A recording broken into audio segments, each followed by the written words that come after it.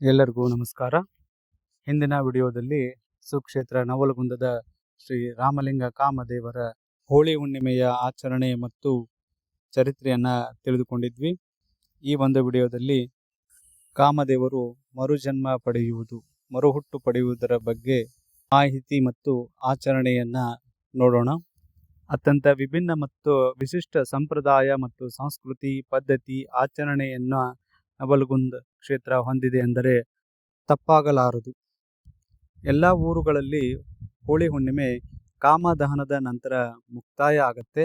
ಅದೇ ರೀತಿಯಲ್ಲಿ ಕೂಡ ನವಲಗುಂದದ ಸುಕ್ಷೇತ್ರ ರಾಮಲಿಂಗ ಕಾಮದೇವರ ಭವ್ಯ ಮೆರವಣಿಗೆಯ ಮೂಲಕ ಊರಿನ ಎಲ್ಲ ಪ್ರಮುಖ ಬೀದಿಗಳಲ್ಲಿ ಸಂಚರಿಸಿ ಭಕ್ತರಿಗೆ ಆಶೀರ್ವಾದವನ್ನು ನೀಡಿ ರಾಮಲಿಂಗ ಕಾಮದೇವರ ದಹನದ ಮೂಲಕ ಹೋಳಿ ಹುಣ್ಣಿಮೆ ಮುಕ್ತಾಯ ಆಗುತ್ತದೆ. ಆದರೆ ಈ ಊರಿನಲ್ಲಿ ಕಾಮದಹನವಾದ ನಂತರ ಮತ್ತೆ ಕಾಮದೇವ ಮರಳಿ ಜನ್ಮವನ್ನು ಪಡೆಯುತ್ತಾನೆ. ಆ ಜನ್ಮವನ್ನು ಪಡೆಯುವುದರ ಪ್ರಯುಕ್ತವಾಗಿ ಮತ್ತೆ ಕಾಮದೇವರನ್ನು ಪ್ರತಿಷ್ಠಾಪನೆ ಮಾಡಿ ಪೂಜೆ ಆರಾಧನೆಗಳನ್ನು ಭಕ್ತಾದಿಗಳು ಮಾಡುತ್ತಾರೆ. ಮರುಜನ್ಮ ಪಡೆಯುವುದರ ಪ್ರಯುಕ್ತವಾಗಿ ಊರಿನಲ್ಲಿ ಇರುವಂತಹ ಎಲ್ಲ ಕಾಮದೇವರನ್ನು ಮತ್ತೆ ಬಾಲ್ಯಾವಸ್ಥೆಯಲ್ಲಿ ಪ್ರತಿಷ್ಠಾಪನೆ ಮಾಡಲಾಗುತ್ತದೆ.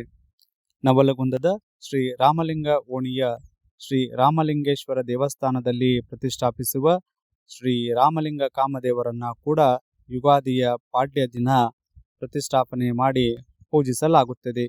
ಈ ದಿನವೂ ಕೂಡ ಲಕ್ಷಾಂತರ ಭಕ್ತರು ಆಗಮಿಸಿ ತಮ್ಮ ಹರಕೆಯ ವಸ್ತುಗಳನ್ನು ಪಡೆದುಕೊಳ್ಳುತ್ತಾರೆ ಮತ್ತು ಹರಕೆಯನ್ನು ತೀರಿಸುವ ಭಕ್ತಾದಿಗಳು ಕೂಡ ಆಗಮಿಸಿ ಹರಕೆಯನ್ನು ತೀರಿಸುತ್ತಾರೆ. ಈ ದಿನ ಕಾಮದೇವರನ್ನ ಬಾಲ್ಯಾವಸ್ಥೆಯಲ್ಲಿ ಕುಳಿತ ಭಂಗಿಯಲ್ಲಿ ಪ್ರತಿಷ್ಠಾಪನೆ ಮಾಡಲಾಗುತ್ತದೆ. ಈ ವರ್ಷ 2026 ಯುಗಾದಿ ಹೊಸ ವರ್ಷದ ದಿನ ಅಂದರೆ ದಿನಾಂಕ 19/3 ಯುಗಾದಿಯ ಪಾಡ್ಯ ದಿನ ಪ್ರತಿಷ್ಠಾಪನೆ ಮಾಡಲಾಗುತ್ತದೆ. ಈ ದಿನವೂ ಕೂಡ ಭಕ್ತರಿಗೆ ದರ್ಶನಕ್ಕೆ ಅವಕಾಶವನ್ನು ನೀಡಲಾಗುತ್ತದೆ.